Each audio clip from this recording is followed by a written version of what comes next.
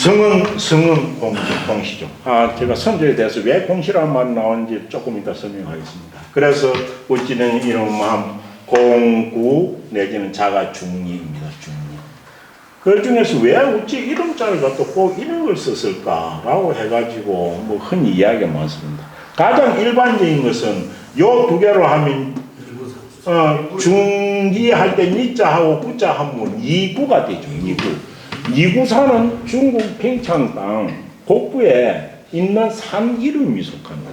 그래서 공자님은 이구산 아래에서 태어났다라고 해가지고 태어나가지고 구자를 이름자로 하고 니자를 갖다가 자를 했다라는 게 일반적이지만 실제로 뭐 이 구자가 왜 이름을 구자를 했는지 그건 뭐 나와 있는 게 별로 없습니다. 공식적으로 사마천에서 사기에 보면은 이 이름자를 이리 쓴 걸 갖다 주고 딱 한마디를 해놓은 게 있습니다.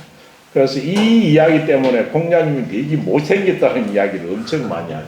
왜 구자를 쓰게 하느냐 하고 사마천이 사기에는 이래 놨습니다. 사기에는 생이 태어나면서부터 어찌 됩니까?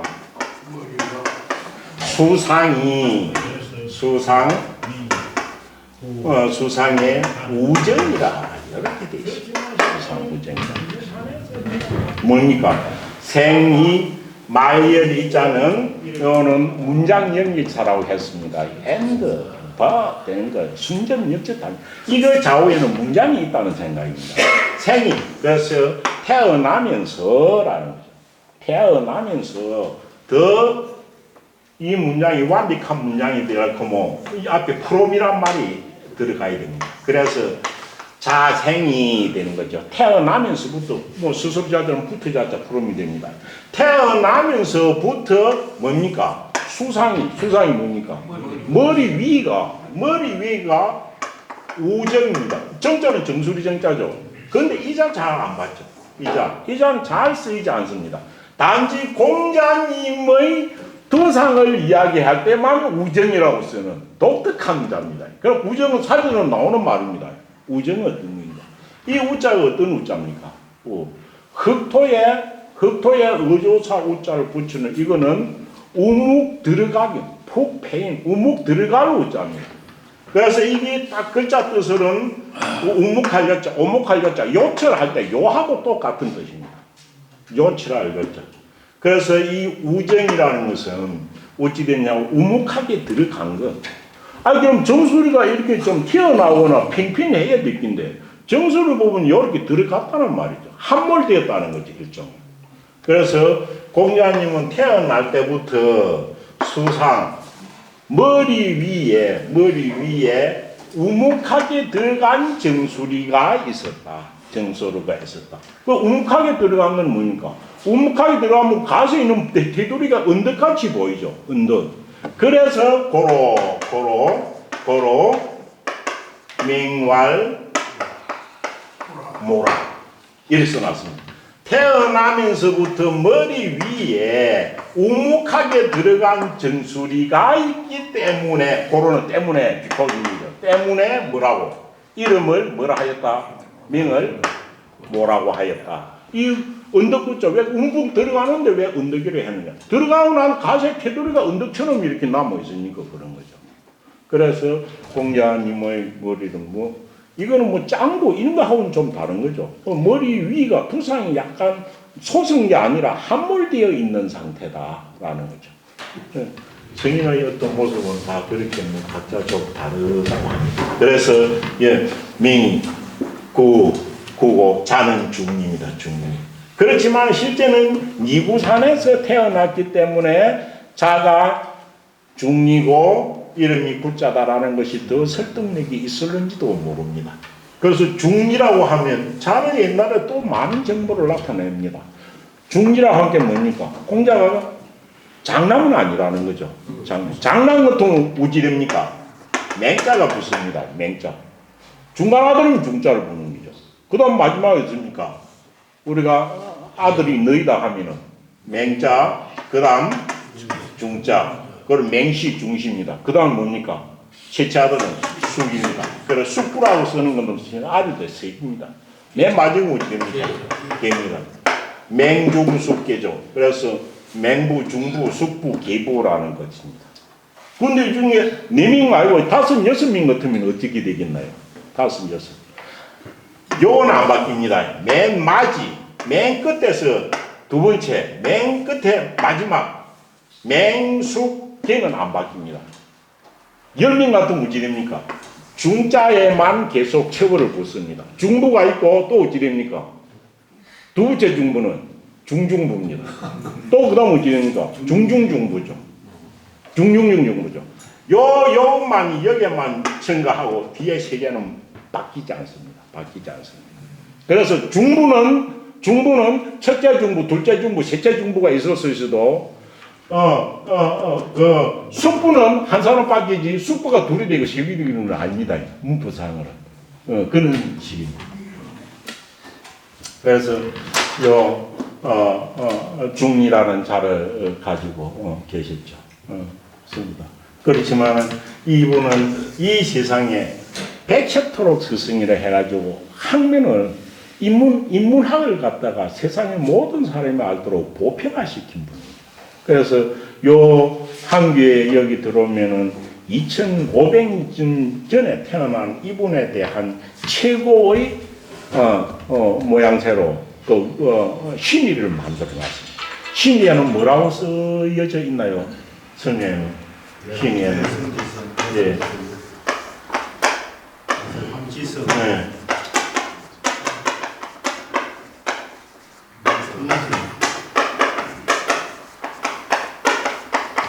요렇게 가면 공자부님의 위패가 공식적으로 말하면 요렇게 돼가 있을 겁니다. 대성, 지성, 문성. 이것이 공자님의 한 역할을 다 함축적으로 말해놨다고 해도 과언이 아닌 겁니다. 대성, 지성, 문성화. 대성은 무엇이겠습니까? 이거. 맹자에 나왔다. 맹자의 책 때문에 이 말이 나왔다 했죠. 대성은 집대성의 준말입니다. 집대성. 그 당시까지 내려도 모든 학문을 갖다가 문왕부터 내려오던 문왕 주공부터 내려오던 그 당시의 모든 학문을 갖다가 집대성한 거죠. 집대성. 그래서 집대성 학문을 이어서 집자항이 생겼습니다. 모든 용어는 학문을 집대성한 것을 표시하는 겁니다. 집대성. 지성은 뭡니까? 지극함. 사람이 가지고 있는 본성을 100% 발휘했다는 거죠. 성인은 사람이 가지고 있는 본성을 100% 발휘하는 걸 성이라고 하니까요. 그래서 지극한 성인이라는 것이. 지극한 성인. 이 지성은 중용에 나오는 말입니다. 유천하지성이라야 라는 말이 중용에 곳곳에 나오죠. 오직 천하에서 지극히, 그건 정성스러운 성이죠. 이건 성이성이잖아요. 그래서 지극한 성인입니다. 지극한 성인. 지극한 성인은 태어날 때 사람이 가지고 태어난 본성을 100% 드러낸, 발휘한 분이라는 것입니다. 그 다음 이 문선이라는 게 문자입니다. 학문을 펼쳤다는 거죠. 어떻게? 신분의 고하를 막론하거나 모든 것을 막론하고 모든 사람이 누구나 배울 수 있도록 학문을 가르친 거예요. 그래서 공자 지자들은 다 낮은, 신분이 낮은 사람이 많죠. 그래서 학문을 세상에 펼친, 문을 펼친 분이고, 왕이라는 것은 추존해서 붙인 말이죠. 그래서 청자에 버금간다라고 해가지고 한 거죠. 그래서 이 뒤에 공자님은 우리나라 위패에서는 대성지성 문성왕이라고. 그런데 실제 요 문성왕에 대한 이야기는 엄청 많아가지고 중국에서는 현재 위패를 이렇게 쓰지 않는다라고 하죠. 우리나라에서는 대성지성 문성왕이라고 그대로 씁니다. 문성왕은 원나라 때 붙은 것인데요. 그래서 중국에서 무슨 한때 청나라 때 무슨 일이 있었느냐 하면 공자님이 그렇게 뱃을 좋아하지 않았다. 그래서 그렇고 명분과 실제가 다른 것은 극히 싫어하는 사람입니다. 자기는 왕이 아닌데 왜 왕자를 붙여가지고 이 문성왕이라 하네요. 공자님은 그래서 문성왕이라보다 뭡니까? 선사란 말이죠. 그래서 대성지성 선사라고 중국에는 위패를 모셔놓고 있다라는 이야기를 들었었는데 제가 확인을 해보지 못했습니다. 그렇지만 우리나라에서는 문성왕이라고 했습니다.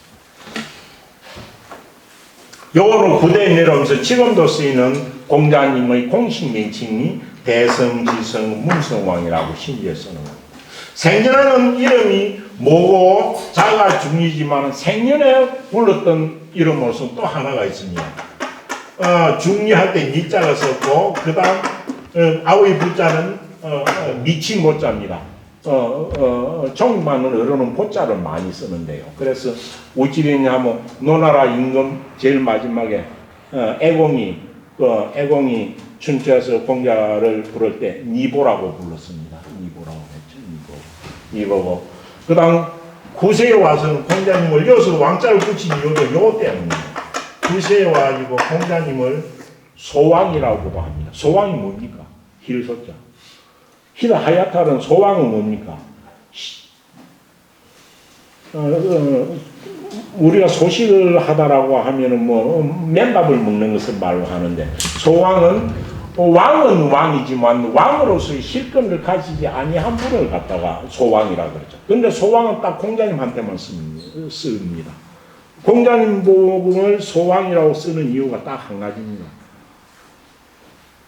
춘추라는 책 때문이죠. 춘추라는 책. 춘추는 본래 어디입니까?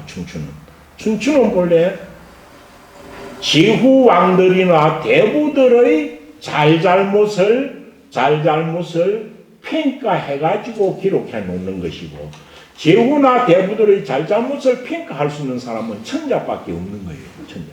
그런데 그 천자가 할 역할을, 천자가 아닌데도 공자께서 해가지고 춘추라는 책을 다시 집필한 거거든요. 정리한 거거든요. 그래서 그 천자의 권능은 없지만은 역사를 기록한 것은 천자가 할 일을 한 것이기 때문에 소왕이라는 말을 쓰기도 합니다. 그래서 니보나 소왕 같은 것은 공자님 당시에 썼던 말이고, 지금은 쓰는 것이 대성지성 문성왕입니다. 그래서 공자님은 씁니다. 근데 공자님은 한 BC 551년이나 했지만, 공자님은 태어난 지금 공자님 탄신일은 언제 그것을 드리고 있습니까? 8월 상정인데 8월 상정이라고 그러죠. 중국에서는 양력으로 바꿔가지고 9월 28일에 해요. 여기는 여기 따라가지고 여기도 그럴 때 탄신 것을 합니까? 탄신하는데 올해부터는 여기 또 8월 상정입니다. 8월 상정으로. 네, 8월 상정으로. 그 공자님 태어나는 해하고 돌아가신 해하고는 연월은 그 당시에는 며칠이라는 게 없고 그 간지로 되어 있어 가지고 정확하게 따지기 어려운 겁니다. 그래 가지고 8월 상정이라고 해놓고, 공자님 돌아가시는 어찌 됩니까? 돌아가신 거는 2월 달로 되어 있죠.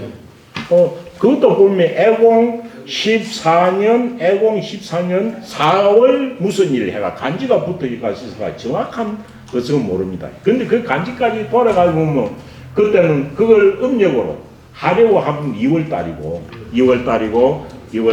그는 2월 11일일 거다라고 해갖고 2월 11일을 전련을 하고 있습니다. 네. 그렇습니다. 그래가지고 공자입니다. 그런데 예, 공자를 할 때 왜 이 공자가 붙었는가라는 생각. 성이 왜 공신인가요? 공신인가? 그거는 설명을 한번 하고 가야 돼요. 보겠습니다. 그런데 공자의 선조는 본래 노나라 사람은 아닙니다. 노나라 사람은 아니에요.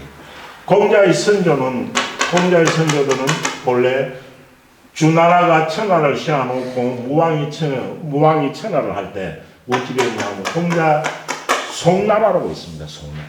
그래서 공자님의 선조는 송나라 사람입니다. 송나라는 어떤 나라냐 하면은 무왕이 천하를 통일해갖고 나라를 세우고 나서 어찌 됐냐 하면 그 앞에 나라가 은나라거든요. 그래서 옛날에 은나라의 후손 중에서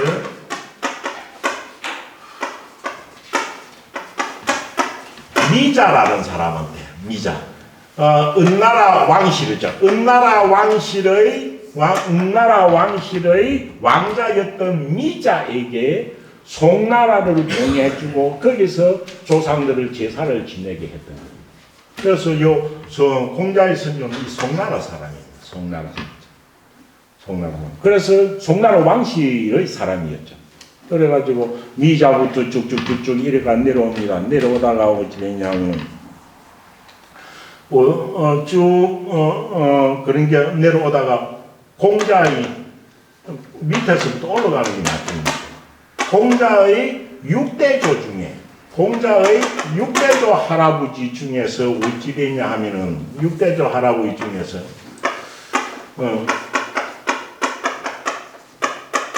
6대조 할아버지 중에 공보가라는 사람이 있었습니다. 그럼 이전 요까지 설명한 게 빠졌네요.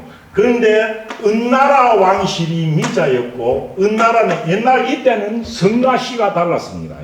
성가시가 달랐습니다. 우리는 성씨 해가지고 같이 붙여를 하는데요. 중국의 공자시대 이전에 있을 때는 성가시가 달랐습니다. 성은 어찌 됐냐면 시조가 태어난 곳입니다. 이건 상부 거쳐 올라갑니다. 거의 이 성은 모계사이하고 긴밀한 관계가 있습니다. 중국의 초대 초기 성들은 전부 다 기진유자가 붙어 있습니다. 기진유자. 희시성, 사시성 사고. 그 다음 시라는 것은 자기 아버지나 할아버지의 어떤 간직이나 안 그러면 자를 따가지고 시가 생기는 겁니다. 시가 생기는 거.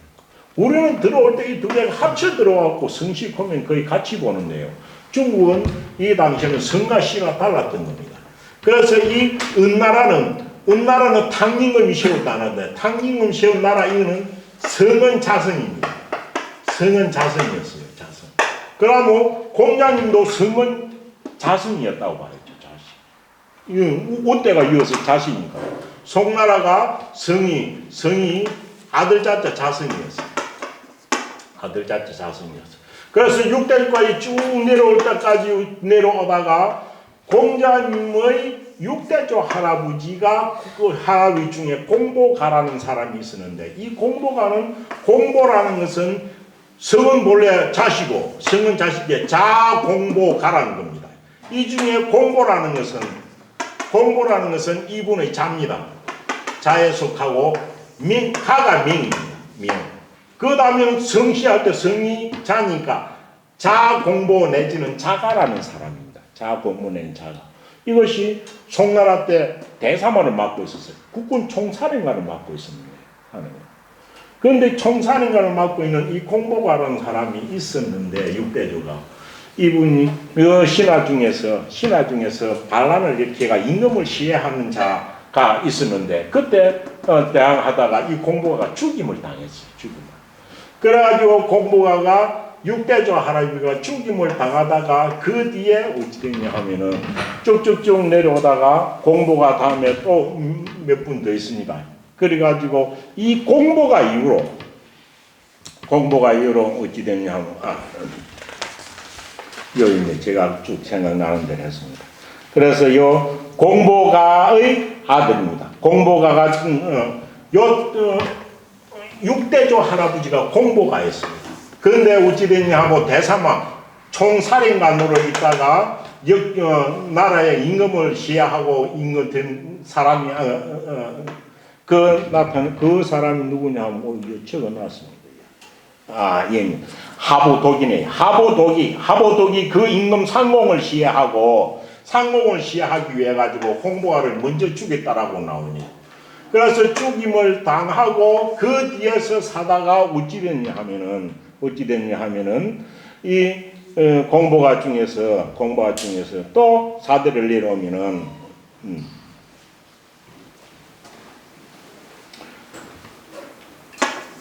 요 6대조 밑에 요서부터 증손이니까 이 6대조의 증손 중에서 어찌 됐냐 하면은 증손 중에서 이게 공방숙이 있습니다.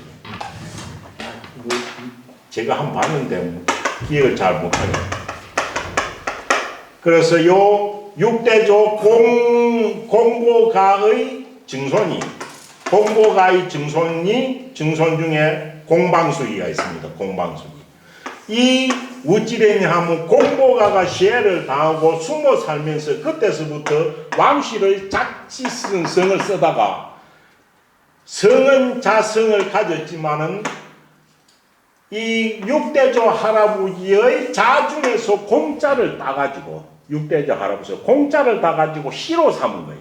우리 할아버지가 공보였다는 것의 표시죠. 이걸 시라고 합니다. 그래서 시는 훌륭한 사람 자기 선조의 이름이나 간직이나 지명을 따라서 하는 경우가 엄청 많습니다. 그래서 공치성을 가진 것은 공자님의 육대조 할아버지인 공보가부터 시작이 되었다라고 생각하면 되겠습니다. 그래서 그 중에서 공보가의 증손 공방숙이라는 사람이 있었는데 이 공방숙이 계속 송나라에서는 피박을 받고 있다가 도저히 여기서는 못 살겠다라고 해가지고 노나라로 도망을 온 겁니다. 그래서 노나라로 이제 도망을 온 거죠. 노나라로 도망을 온 겁니다. 그래서 노나라로 와가지고 여석도 증손이니까 어찌되면 6대조 아들 손자 6대 5대 4대 3대 좀 공방수기 할아버지잖아요. 아버지 할아버지죠. 예, 맞습니다. 공방수기가 공자님의 할아버지입니다. 공방수기. 그렇고 이 공방수기가 누구를 낳느냐 하면 공자님의 아버지 누굽니까? 공방수기가 공자님의 아버지가 이름이 숭량을입니다. 숭량 뭐니까 글자가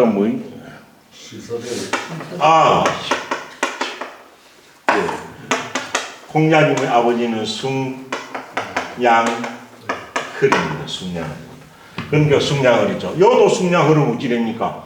이때부터 성을 갖다 공치를 쓰니까 공숭량흘이죠. 공숭량흘입니다. 노나라에 와가지고 최초로 자기 아버지 때 노나라로 와가지고 공방수이가 노나라에 와가지고 논 아들이 숭량흘입니다. 숭량. 이분이 공자님의 부친이 되시죠. 그래서 공자님은 어렸을 때 돌아가셨어요.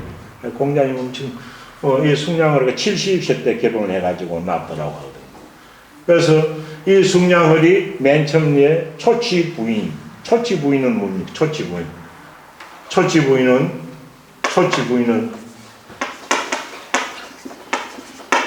부인이 베풀 시자죠. 초치 부인이 시시라고 베풀 시자. 시시한테 결혼을 했다고 합니다. 그런데 시시하고 결혼을 해가지고 여기서는 아들을 하나도 못 놓고 딸만 9이를 낳았다고 합니다. 딸만 9을 낳았다고 합니다. 그래가지고 딸만 9을 놓고 이제 아들을 못 놓고 했는데 그 중간에 요 숭량의리한테 정식 결혼을 하지 아니하고 첩이한 사람이 있었는데 첩이한 사람이 있었다고 합니다. 네, 첩이한 사람이 있었는데 이 첩에서 일남을 놓은 게 있습니다. 첩에서 일남을 낳았는데 이 첩에서 놓은 일남의 이름이 뭡니까? 첩에서 일남 낳았을 때 이 제일 이제 맨 위에겠죠. 맨 위에 자 같은데 무엇이 들어간다 했습니까? 맹자가 들어간 게 했죠. 그래서 이 사람 이름이 맹피라고 되어 있습니다. 맹피, 가죽 피자, 맹피라고 되어 있습니다. 그래가지고 요 맹피라고 하는데 요서 맹피라는 것은 일남이고 맹자가 붙으신 게 첫아들이란 말이는 맹피인데 피자는 가죽 피자입니다. 그렇지만은 몸이 불구라서 사람 행세를 못했다라고 나오죠. 그리 되니까 숭량의리가 첩에서도 아들 맹피가 있었지만 사람 노릇을 제대로 못하고 하니까 이 숭량의리가 70이 되어가지고 18세의 아가씨한테 결혼을 했는데 그 아가씨의 성이 뭡니까? 안씨라고 합니다. 안씨. 우리가 안자하지 않습니다. 왜 이 중에서 공자의 지제 중에서 가장 공자님 호흡이 잘 맞고 알았던 사람이 이거 다 안씨입니다. 안씨하고 공씨하고는 바로 미우산 밑에서 한 동네 살았습니다. 안 쉬고 요 이름까지도 전해집니다. 예, 안 쉬고 불을 직자고 있을 때자 안징제, 징제라는 안시에다가 이름이 징제라는 아가씨하고 결혼을 한 것이죠. 결혼을 해가지고 여기서 공자님을 낳았다고 하죠.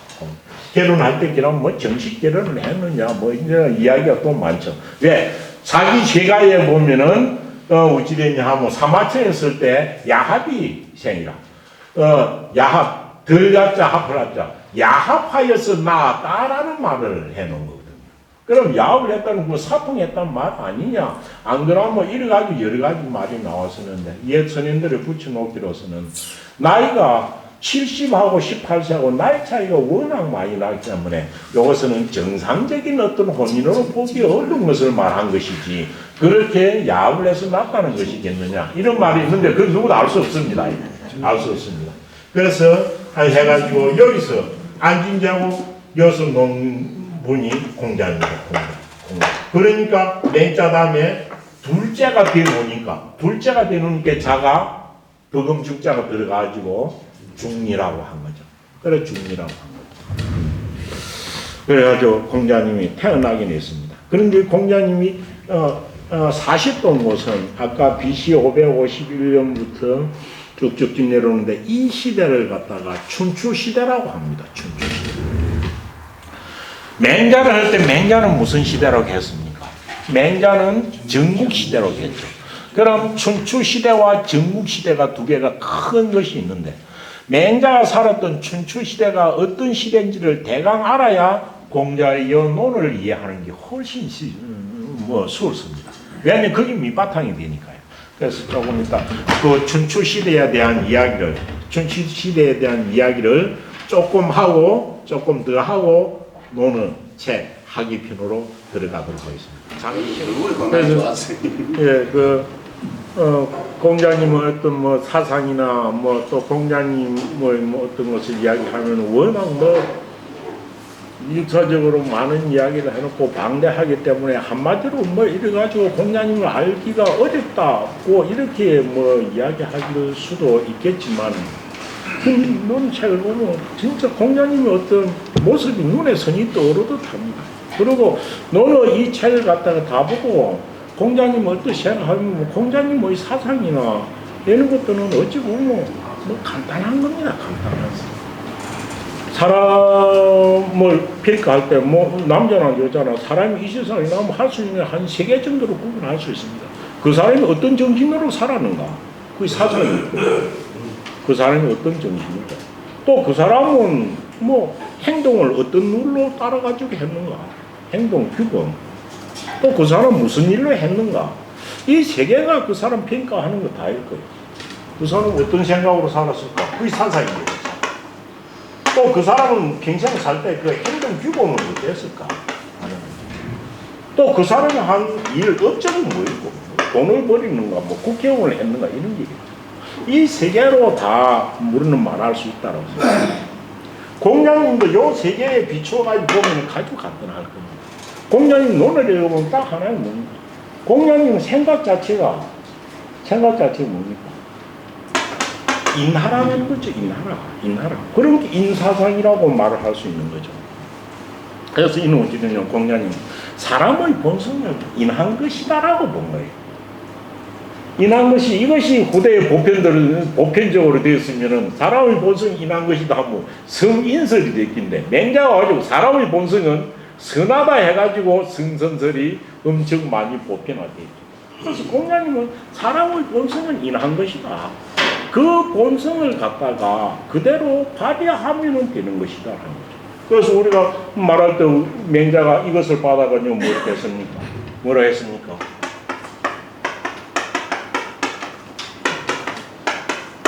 인야자는 인야라. 인야자는 인야. 엄청 유명한 말이고 공자의 사상을 한마디로 이야기하는 겁니다.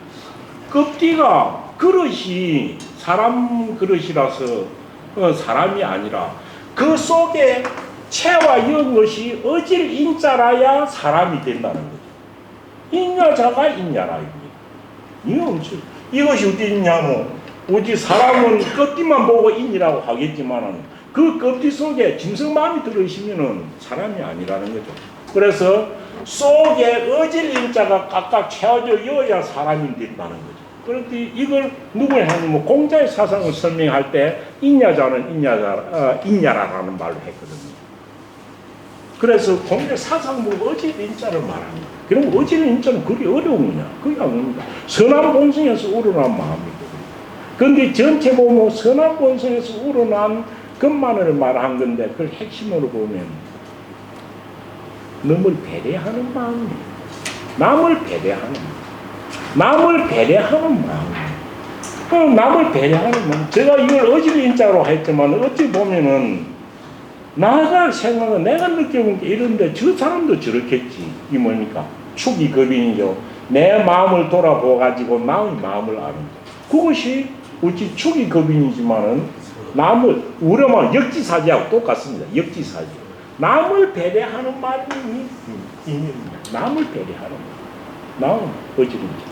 그래서 공자님 평생에 보면은 사람을 판단할 때 인하냐 인하지 않냐라고 가지고 표현한 거죠. 더 조금 하면은 정말 자기 본성대로 사느냐, 안 그러면 외부의 어떤 자기 욕심이나 권력이나 이런 것 때문에 행동하느냐 이렇게 평가합니다. 그래서 사상으로 보면 인이에요. 그럼 인을 갖다가 표현을 할 때도 엄청 보면 공자님은 단순해. 한개 복잡하게 이 사람만 이라고 저 사람만 저라 한 거 아닙니다. 공자님 행동 규범 뭡니까? 행동 규범은 공자님이 했던 것은 뭡니까? 예, 딱 넉자밖에. 공자님이 평생에 행동 규범을 한 것은 효제 중심입니다. 효제 중심. 효는 뭡니까? 자식이 부모한테 하는 거고, 죄는 동생이 형한테 하는 거고, 충과시는 자기의 평소의 마음가짐이죠. 그래서 부모에게 호도하고 행공경하고 충자는 진심은 다할 충자죠. 일에 있어서는 진심을 다하고 남을 만났을 때는 힘은 뭡니까? 말과 행동 일치해라는 거. 그게 힘이고. 요 평생 요 논을 다 봐도 이 효제 충심을 내가 그대로 말하고 있어요. 그래서 내가 가지고 있는 사람으로서는 마음을 어진 본성을 봐라라는 것이에요. 어진 본성을 보고 하면은 나올 수밖에 없는 기본 모양새는 무본 근본은 행동 규범의 기본은 효제 충실밖에 없다라는 거예요. 그러면은 사상이 그렇고 행동 규범이 이랬었고 내가 이따로 했을 거 아닙니까?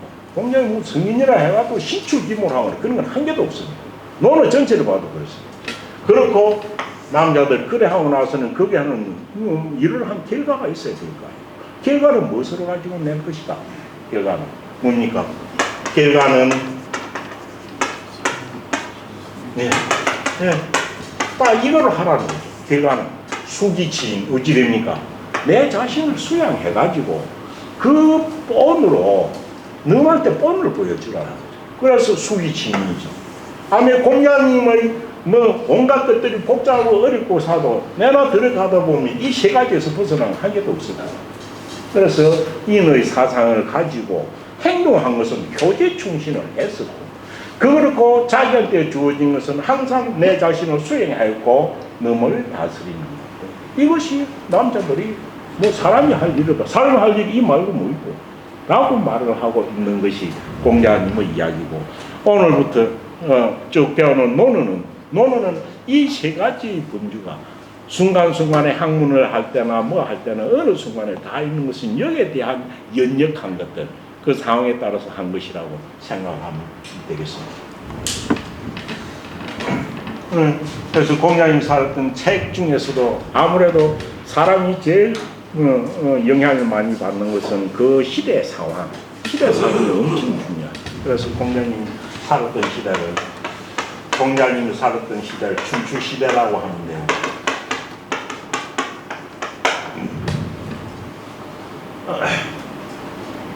중국은 어찌 됩니까? 중국의 역사를 보면 중국 최초의 나라 이름은 뭐였습니까? 중국 최초의 나라 이름은 당나라입니다. 그 다음 나라 이름은 우나라고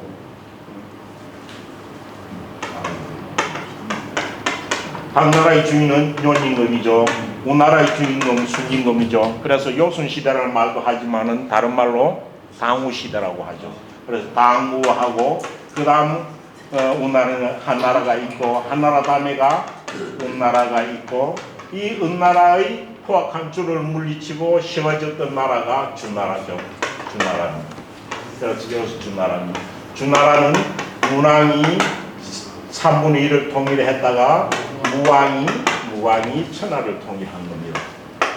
그래서 무왕이 쳐가지고 중국의 역사상 사실 요 무왕 때 와가지고 국가 체계가 완전히 자리 잡힌 것이죠. 그런데 국가 체계를 자리 잡은 것이 주나라 때 뭡니까? 주나라 때 했던 것이 우리가 말하는 봉건제도라는 것이 처음이어서 자리를 잡은 거죠. 이 이전까지 봉건제도라는 것은 봉건제도의 완전 국가 체계로 봐가지고는 가장 한 것이다. 이전하고는 약간 달랐던 겁니다. 봉건제도라는 말은 뭔가요? 봉건제도. 봉건제 정치제도 중에서 봉건제도란 뭐예요? 봉건제도.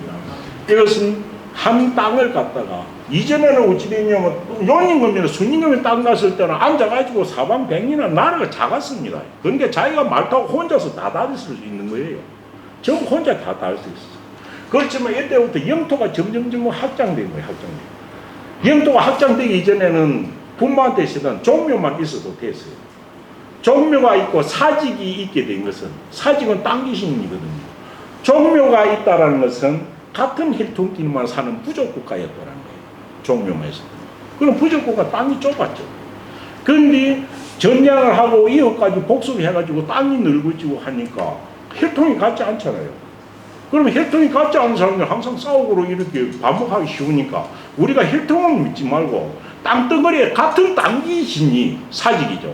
같은 땅 귀신을 우리가 섬기면서 통일 세력을 만들려고 했던 거예요. 그래서 영토가 확장되자 종묘에다가 사직이 생기고 이때부터 국가 체계가 부족 국가가 아닌 통일 국가 체제로 넘어가는 거죠. 이 통일 국가 체제를 만들어 가지고 처음으로 나타난 제도가 봉건제도예요. 봉건제도는 뭡니까? 자기하고 가까운 정치인이나 공을 많이 세운 사람에게 무엇을 한다는 말입니까? 봉군 건국을 준 말이 봉건제도입니다. 공로 있는 사람을 임금으로 봉해주고 임금으로 니거 가서 임금해라 해가지고 제후왕을 봉해주는 거거든요. 임금으로 봉해주고 나라를 세워주는 거예요. 그래서 니는 너 나라 지 나라 해라, 너 나라 해라, 니는 지 나라 해라 이렇게 봉해주는 거거든요. 그래서 봉건제도라는 것은 종신이나 안그나무 공이 있는 사람한테 땅을 이마침 떼주고 거기에 독자적인 통치자로 만들어 그 땅을 다스리도록 하는 거예요. 이게 엄청 초기에는 엄청 아주 편리한 제도예요. 왜? 내가 임금이고 내 동생이고 니 저 가서 다스려라. 아무 걱정이 없을 거잖아요. 왜? 내 동생이고 내 친구고 이러니까요. 그래서 봉건제도가 초기에는 엄청 나라가 잘 다스려질 수 있는 거예요. 왜 이 잘 다스리는 게 중요하냐? 요즘같이 핸드폰이 있으니까 뭐 있습니까? 엄청 거리는 멀지요. 정보는 통하지 않죠. 되면 믿을 수 있는 사람한테 땅 떼줘가지고 맡길 수밖에 없는 거예요.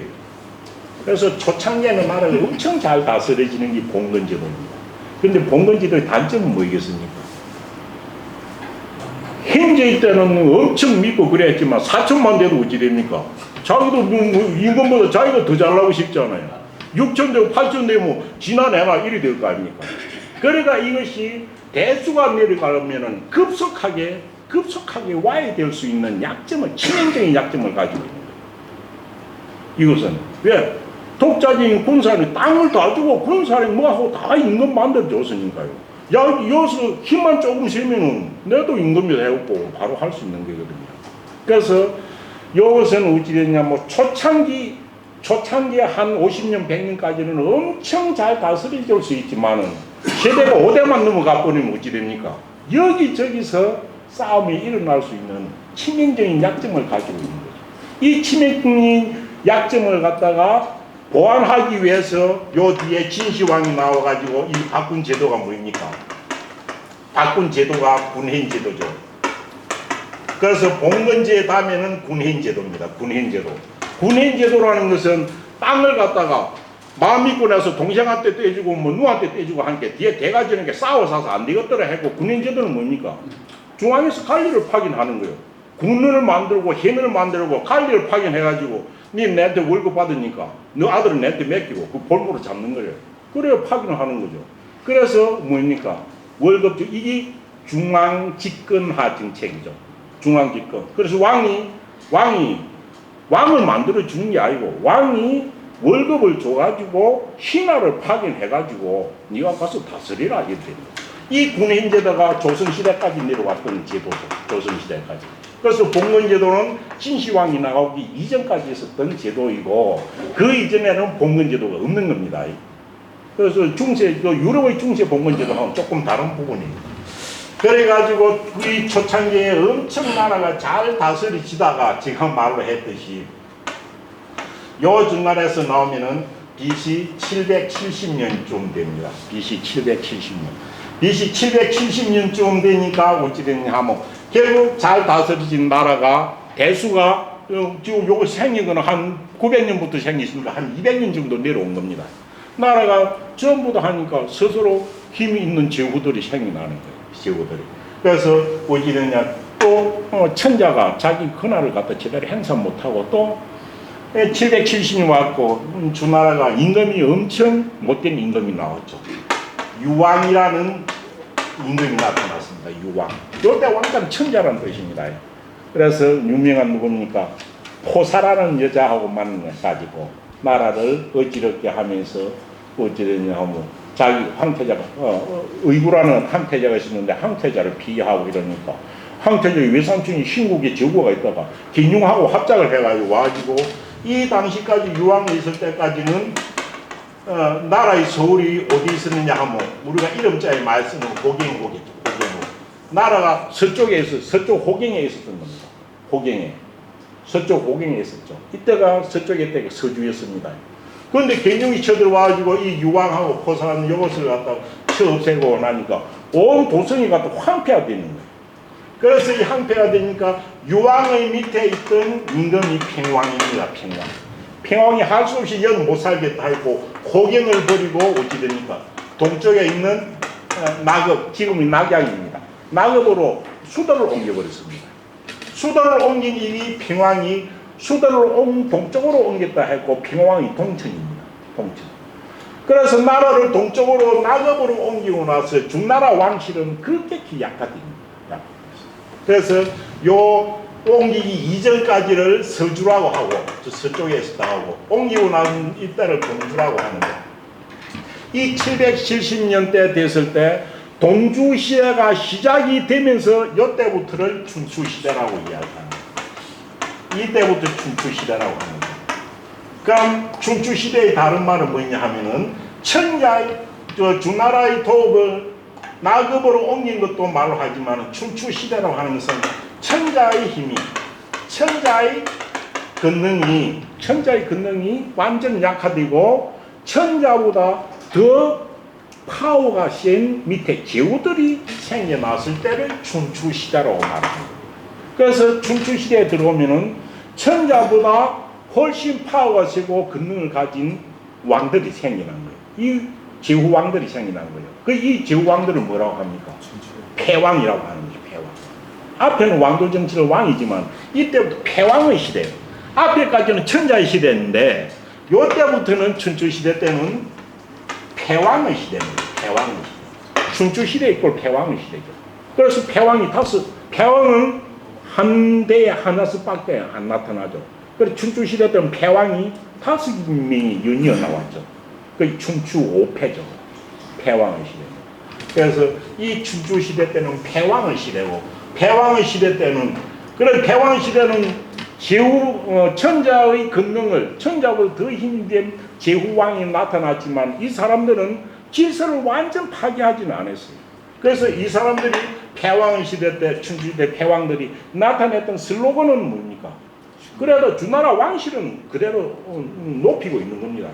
그래서 우리가 주나라 왕실을 위해 가지고 왕실에 대드는 오랑캐들을 물리쳐 주겠다. 자, 이것이 여러분들 패왕들 내 그랬던 슬로건이거든요. 명분이거든요. 그래서 그걸 다른 말로 하면은 이 춘추시대 때의 슬로건은 존왕양이라고 합니다. 존왕양이 어찌 됩니까? 왕실을 높여주고 왕실의 대들은 오랑캐를 물리치겠다 라는 것이 슬로건이었어요. 그래서 패왕의 시대는 내건 슬로건은 존왕양이고, 그래서 명분적으로는 중나라 왕실이 그대로 체제만 유지하고 있는 겁니다. 힘은 없어. 그렇고 실제적으로 패왕의 시대만 다른 건 어찌 됩니까? 제후들의 각축전이 시작되기 이전이에요. 그래서 요 정책은 누구나 제후들이 부국강경을 주장했던 그런 시대였어요. 부국강경을 주장. 부국강경을 주장, 이 시대가 춘추시대 공자가 살았던 시대거든요. 부국강경을 신자들은 주장했지만 백성의 입장에서 뭘 보면 어찌 됩니까? 백성들은 점점 도탄에 힘든 시기에 빠져드는 그런 때입니다. 백성들은 힘든 시기에 빠져드는 건 뭡니까? 이것은 사람들, 야, 같은 사람으로서 이래는 되게 이쁠 되겠나? 나는 인성에 대한 발로 이런 각성이 생길 때라는 거죠. 묘하게 그래서 이때서부터 사람의 인성을 되돌아보고 학문에 되돌아보는 공자님 같은 분이 태어나게 되는 그런 때가의 시작이다 라고 볼 수 있는 거죠. 그래서 존망양의 시대고 패왕의 시대 때입니다. 부국강경을 시작했죠. 그 770년에 요부터 시작이 되어 있지만은 여기서부터 따오 어찌 됐냐 해가지고 BC 403년에 오면은, 이 403년에 오면은 춘추시대가 전국시대로 바꿉니다. 전국시대. 403년은 맹자시대 때죠. 왜? 공자님은 어찌 됩니까? 550년에 살다가 이렇게 해서 어찌 됩니까? 479년까지 공자님 살았으니까 공자님 땅의 중간에 이렇게 있었던 거예요. 공자님께서는 어찌 됐냐 하면은 패왕들이 실제적으로 보면 패왕들은 패왕이지만 이거는 패왕 시대지만 어찌 됩니까? 파고를 가지고 아랫사람이 윗사람한테 그래서 무너뜨리는 하극상의 시대가 도래했다는 거죠. 하극상의 시대. 하극상의 시대로 바로 강의하죠.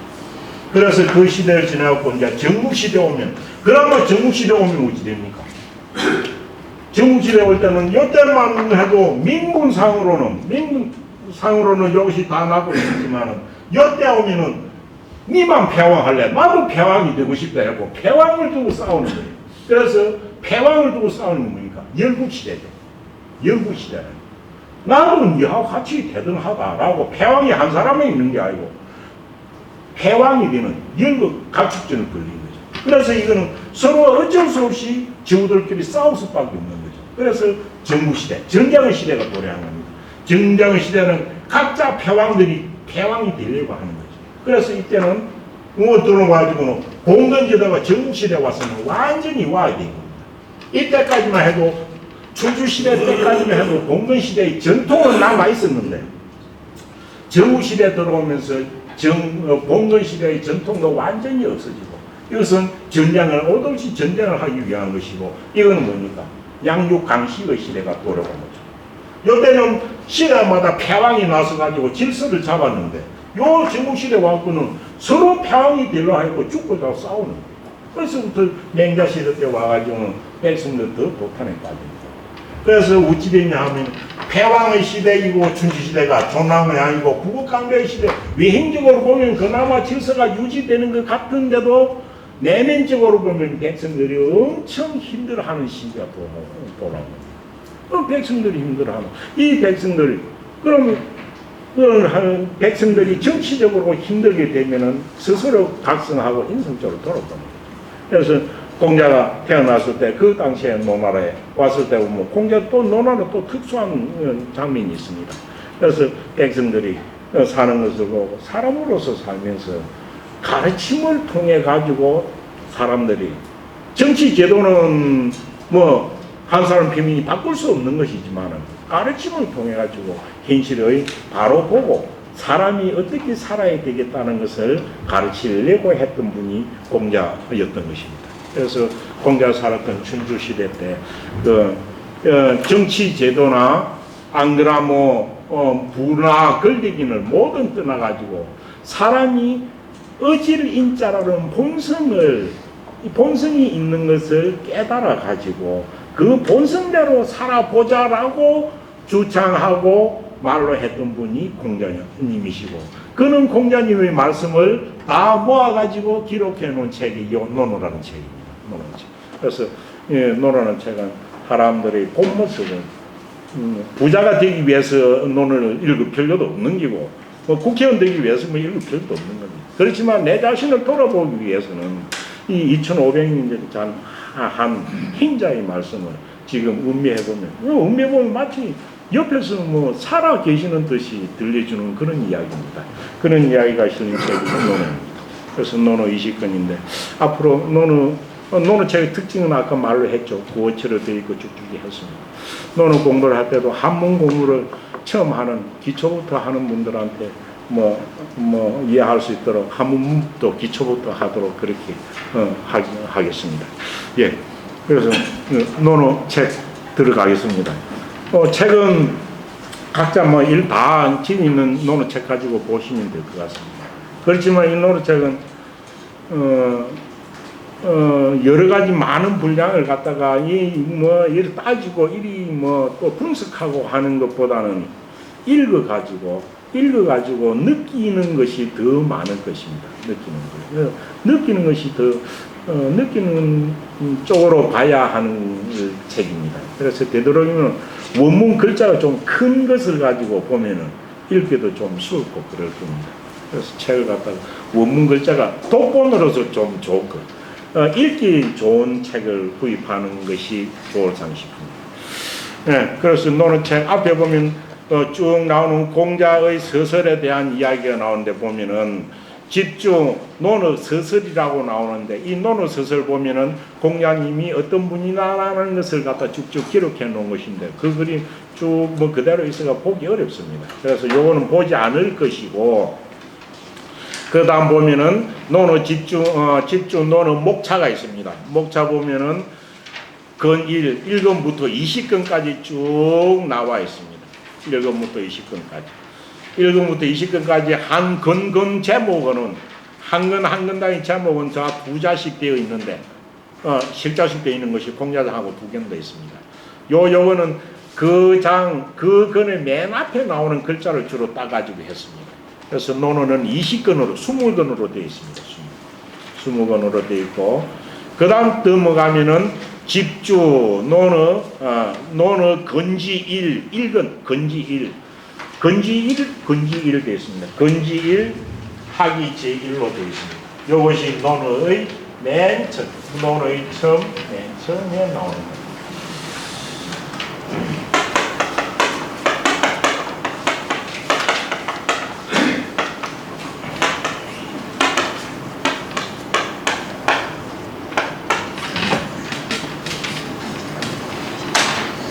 논어 건지 1이라고 썼습니다. 건지 1. 건지 1 이게 뭔 뜻인가요? 건지 1. 건지 1 해석해 보면 해석을 하면 어찌 됩니까? 우리는 1권 2권 하는데 건지 1이라는 게 뭔 뜻인가요? 네? 두루마리라는 거 있죠. 네. 왜 우리가 그럼 이걸 갖다 우리가 쓸 것도 논어 1권 왜 1을 안 써놓고 논어 건지 1이라고 갈지자가 들어가 있는데 이 지자가 뭔 뜻인가요? 이게? 아까 할 때 말열 일자는 문장 연결사라고 했죠. 문장 연결사. 갈지자는 무엇이라고 했나요? 갈지자는 단어 연결사라고 했습니다. 갈지자 나오면 다시 설명해 드리겠습니다. 갈지자 이거는 단어 연결사입니다. 단어 연결사죠. 그런데 예책들 보면은 전부 다 1권 2권을 쓰지 않고 전부 다 건지 1, 건지 3으로 써놨습니다. 어떤 뜻인가요? 그는 논어라는 책 이것이 두루마리로 되어 있다는 말입니다. 두루마리 책이라는 뜻을 보면 두루마리로 되어 있다는 표시입니다. 그 중에서 첫 번째라는 뜻이죠. 요때 갈지자는 뭡니까? 이거는 집합관계를 나타낸 중예라는 해석을 됩니다. 해석이 갈지자가 중예라는 뜻이고, 그러니 건지를 해석하면 어찌 해석해야 된다? 논어라는 두루마리 책 중에 첫 번째라는 뜻으로 쓴 거다 이 말이죠. 그럼 이 1권하고 뜻은 똑같지만은 옛 사람들이 볼 때 머릿속에는 건이라는 게 먼저 들어와 있고 두루마리 책이라는 게 들어와 있고 그 중에 맨 위에 있는 거다 라는 것을 씁니다. 그래서 건지일 쓰는 게 이것이 조선시대까지 내려오던 책의 건수를 구분하는 상례적인 표현이 된 겁니다. 이 중에 갈지자는 이럴 때는 중해라는 뜻으로 쓰인다라는 겁니다. 그래서 노느 건지일은 노느라는 두루마리 책 중에 갈지자가 중해라는 뜻입니다.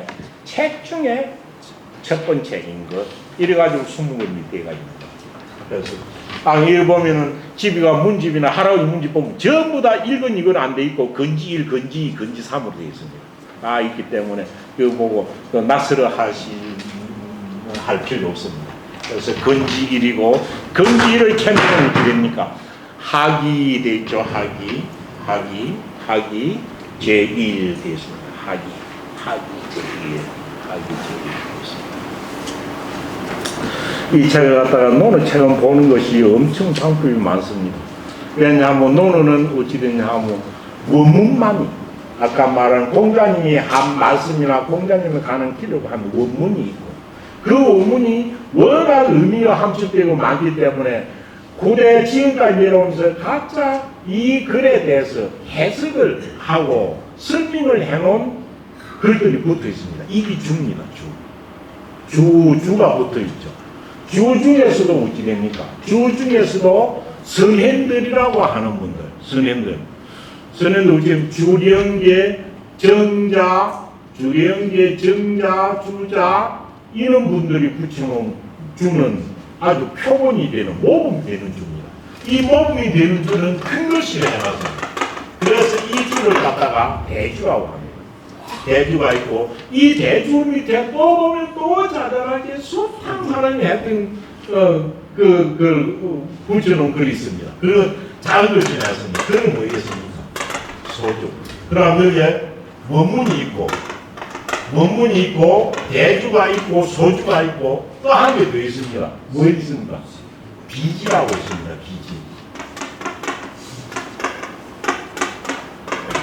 비지는 소주에도 보고도 또 여기에 대해서는 나는 이런 견해로 생각한다. 고대 사람들이 어떤 뜻하는 것을 갖추어 놓은 것이 있습니다. 요즘에 어떻게 되겠나요? 원문만 보면은 실제 원문만 읽으면 뭐 해가지고 하루만 읽으면 다 읽을 수 있습니다. 그러나 원문은 엄청 작습니다. 그런데 제가 여기서 하는 거는 원문만 읽고 해석하고 하겠습니다. 그 다음 주에 있는 것은 제가 대략 설명해 넘어가겠습니다. 왜냐하면은 주까지 봐봐가지고 넘어가려고 하면은 이것도 뭐 한 3년은 넘게 걸려야 될 책입니다. 그래서 이 노를 읽는 방법이 세 가지죠. 원문만 읽을 것이냐, 요게 한 방법. 그 다음 뭐입니까? 대주까지만 읽을 것이냐. 대주까지만 보는 게 통상 우리가 민망서 나오는 대주까지 보는 겁니다. 이 대주까지 합치면 냉장보다 훨씬 분량이 많습니다. 그래서 시간이 많이 걸립니다. 더 나아서는 소주까지 볼 것이냐. 정말 논어가 좋으면은 요 소주까지는 보고 싶어서 봐지는 경우가 흔히 많습니다. 소주. 그리고 정말 요 논어의 한 기절에 대해서 논란이 되는 것들을 어찌 생각했고 또 어찌 볼 것인가 해가지고 마지막 비지까지 보는 경우가 있는데 이 비지까지 봐볼 것 같으면 이 논어 한 권 가지고 한 3년 잡고 공부해야 될 그런 책입니다. 개인적으로. 그래서 요 통상적으로 보면은 사실은 대주까지 보면은 공자님의 사상뿐만 아니라 유학사상의 전체가 안에 다 들어가 있습니다. 유학사상. 왜? 주자의 승리학. 왜? 대주를 붙인 것이 승리학자들이, 송나라의 승리학자들이 주가 다 들어가 있거든요. 그래서 원시 유교와 송나라 때의 승리학과 우리나라의 승리학과 겹쳐가지고 다 이해할 수 있는 부분이 대주까지 있는 부분입니다. 지금 대주까지 다 읽으면 워낙 분량이 많기 때문에 여기까지 다 하기는 어렵습니다. 그래서 저는 요 논어책을 보는 걸 논어책을 보면 원문만 읽고 해석하고 필요한 주는 제가 이야기로 하는 식으로 하겠습니다. 한문 공부는 두 가지밖에 없다고 했었죠. 한문 공부가 아니고 외국어 공부입니다. 외국어 공부 어떤 영어 공부 뭐 불어도 하니 뭐니 공부 방법 뭡니까? 읽을 줄 알고 해석할 줄 알면 두 가지밖에 없죠. 읽을 줄 알고 해석할 줄 알고. 우리가 읽을 줄 아는 거 다 읽을 줄 아는 것 같아도 외국 사람이 우리말 한다고 보면 그걸 못 읽는 이유가 뭡니까? 띄어 읽기가 제대로 안 되는 거예요. 우리가 영어로 들으면 딱 어찌 됐냐 하면 띄어 읽기를 모르면 전혀 안 돼요. 그래서 읽는 거는 엄청 중요한 거예요. 그래서 외국어 공부가 띄어 읽기와 해석이듯이 그건 뭐 세상에 변화가 없습니다. 한문도 똑같습니다. 한문도 어떻게 띄어 읽을 것인가 또 해석을 어떻게 할 것인가 이 두 개라고 했습니다.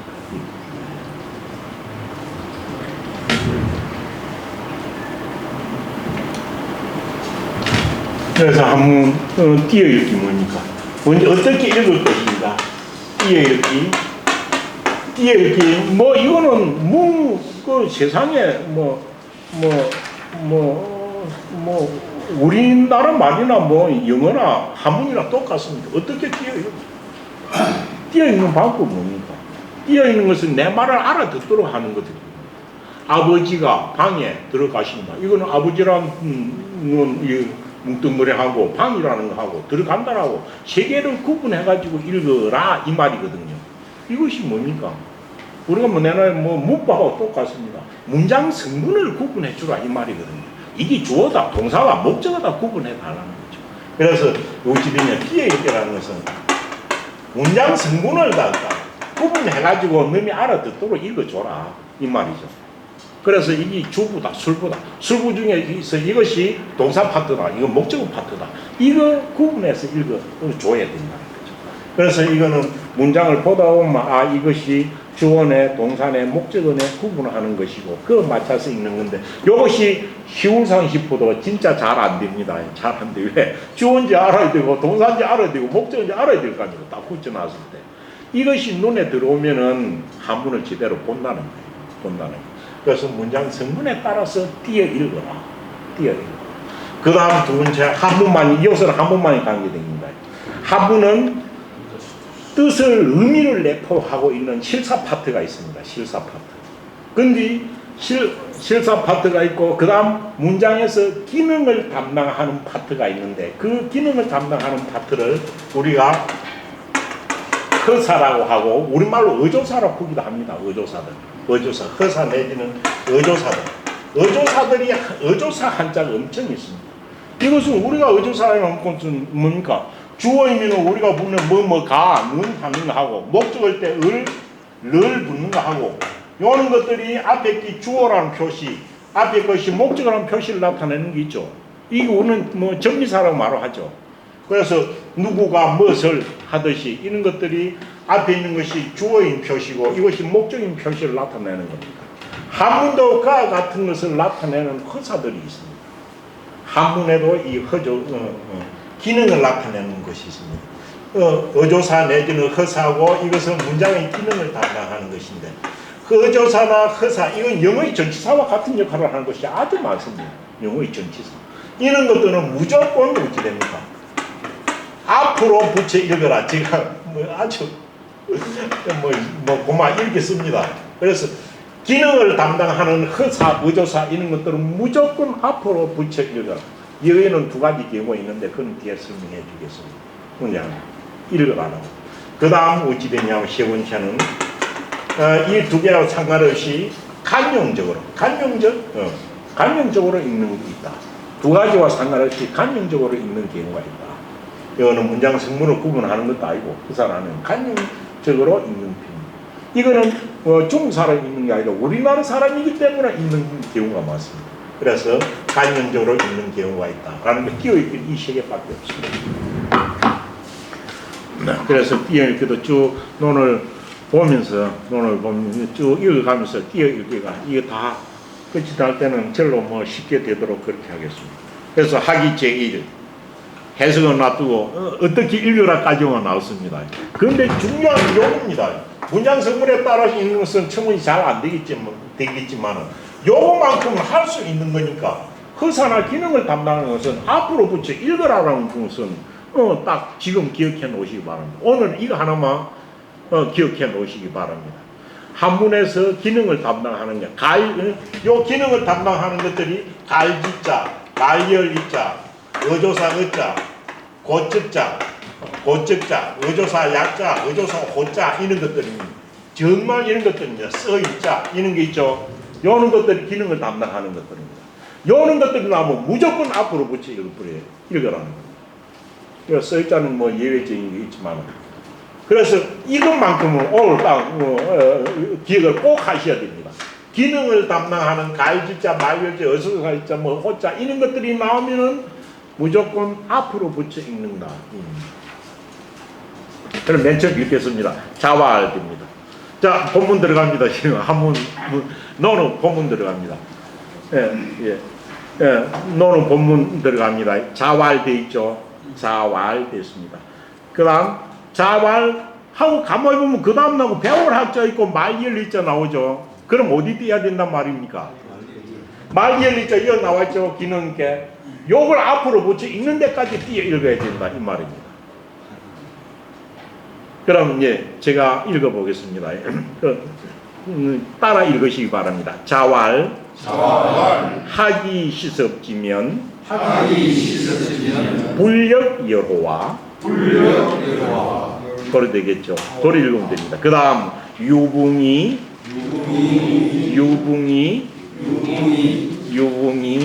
되죠. 그 다음 뭐지랬냐 하면 늦자라 했고 자원 방해가 아닙니다.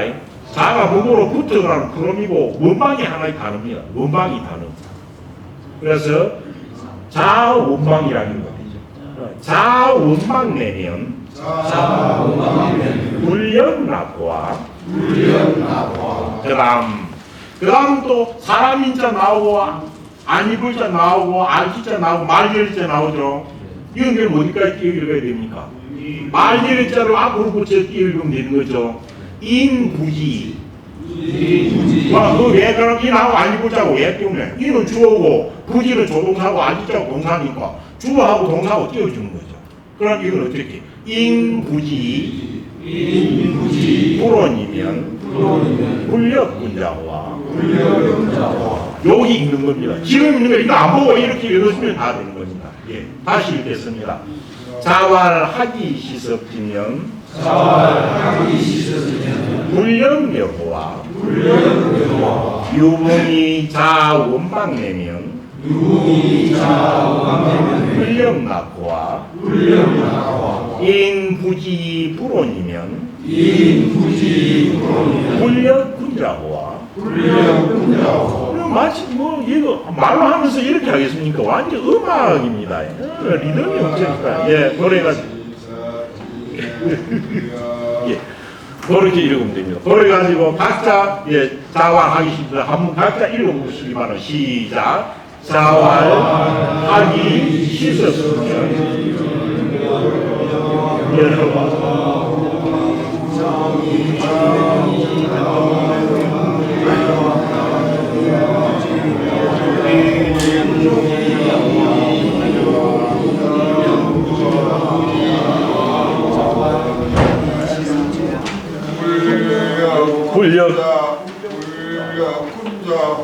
불력군자호와 읽으라는데 구어책 읽든지 안 읽고 빼서 읽는 거 보니까 벌써 이거는 여기가 아니라 다 수십 번 읽어봤다는 거예요. 수십 번 읽어보고 제가 사실 설명할 것도 없을란가 모릅니다. 그러니까 절로 빼서 읽는 것이 되죠. 빼서 읽는 것이. 그렇지만 이 자체를 읽어보면 이게 딱 한마디 공자님 처음 말한 걸 기록한 게 아니라는 걸 알 수 있죠. 왜? 읽으니까 마치 음악과 같이 딱 어떤 마디와 그 리듬이 있는 것 같습니다. 그래서 자활하기 시섭지면 불력여로와 유공이 자원망내면 불령낙화 인구지 불온이면 불력근자화. 읽는 건 그리 읽으시면 됩니다. 읽는 건 그렇게 읽으면 됩니다. 그래 놓고 요 자체가 어찌 됩니까?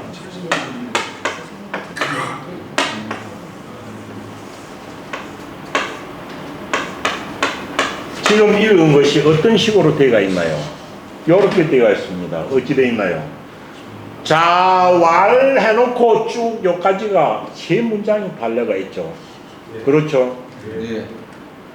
요 자왈 다음에 달려가 있는 것이 하기 시석지면 불정요로와 요금이 자원방내면 불정낙구와 인부지분인 불력분자하고 요 뒤에 달려가 있죠.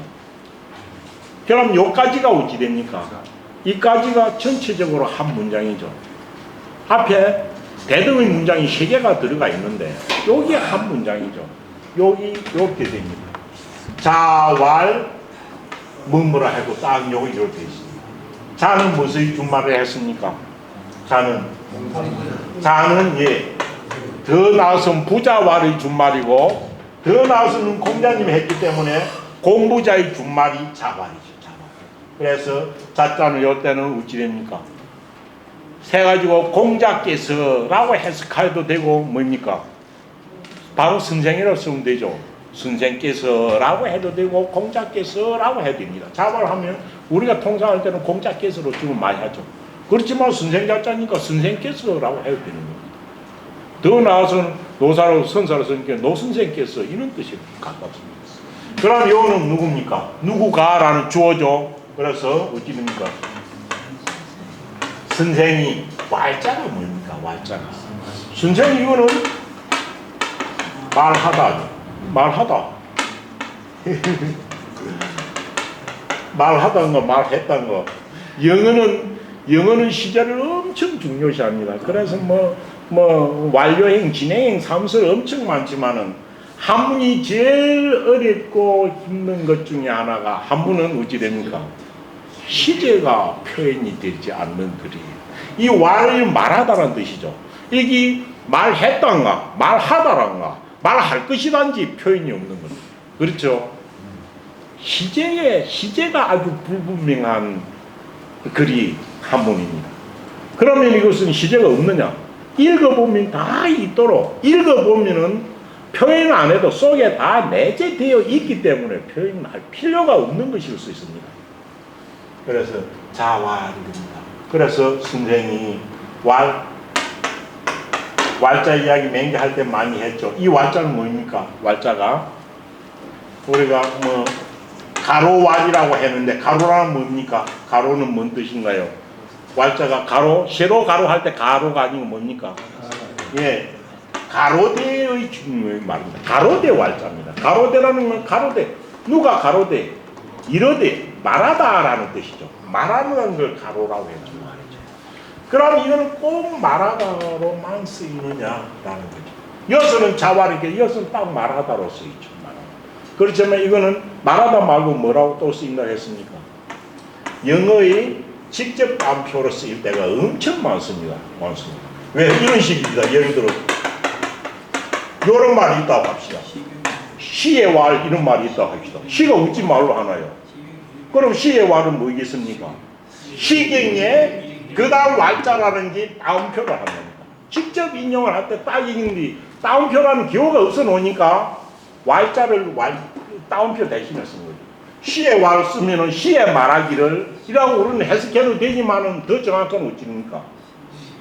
시의 뭐라고 하였다고 딱 따옴표의 기능을 하기 위해서 요 왈자를 쓰는 거죠. 왈자. 그런 식입니다. 그래서 요거는 나오면 하겠습니다. 그럼 이 앞에 있는 지금 우리가 배우고자 하는 이거는 너무나 쉬운 것입니다. 어찌 됩니까? 한문은 영어하고 문법구죠. 영어의 오행식이 다 들어가 있습니다. 그래서 우리말하고는 다르지만 영어 오행식하고 똑같습니다. 그럼 여기 어찌 됩니까? 주어고 여기 말하다고 그 다음 이게 뭡니까? 여기 목적, 예, 여기 목적절이죠. 이렇게 되어 있습니다. 그래서 선생이 무엇을 말하였다라는 문장, 삼행시 문장이죠. 이거는 삼행시 문장입니다. 무엇을 말했다라는 거죠. 선생님께서 무엇을 말씀하셨다. 선생님이니까 말씀하셨다고 해야 되겠죠. 그래서 선생님께서, 공자께서 뭐라고 말씀하셨다라는 삼행시 문장일 뿐이에요. 삼행시 문장. 그럼 뭐라고 말했다가 세 개가 들어있고 이 안에는 또 그대로가 있겠죠. 그래서 이 문장은 자활만 알면 다 아는 겁니다. 자활. 공자께서 무엇을 말씀하셨다 라고 해가지고 이 문장은 우리가 읽거나 한 것이 길기는 하지만은 이것은 영어의 삼행시 문장이다라는 거죠. 삼행시 문장. 이 안에 들어가는 절들은 또 이 안에는 이 안에는 문법 들어가 있겠죠. 그래서 자활. 공자께서 말씀하셨다. 논의 맨 처음부터 맨 끝까지 갈 때 가장 많이 나오는 이야기가 뭐겠습니까? 자활이겠죠. 자활. 왜? 공자님의 말씀을 기록해 놓은 거니까. 공자님의 말씀. 그래서 자활 해가지고 공자님의 말씀을 기록한 게 가장 많이 나옵니다. 그 뒤에 들어가면 요 중에서 각자 해석에 들어가면 엄청 재미있는 것들이 많습니다. 오늘 해석은 자활까지만 하고 다음 시간부터 학위시설지 들어가도록 그래 하겠습니다. 오늘 제 이야기만 하고 자활까지만 해석했습니다. 예, 마치겠습니다.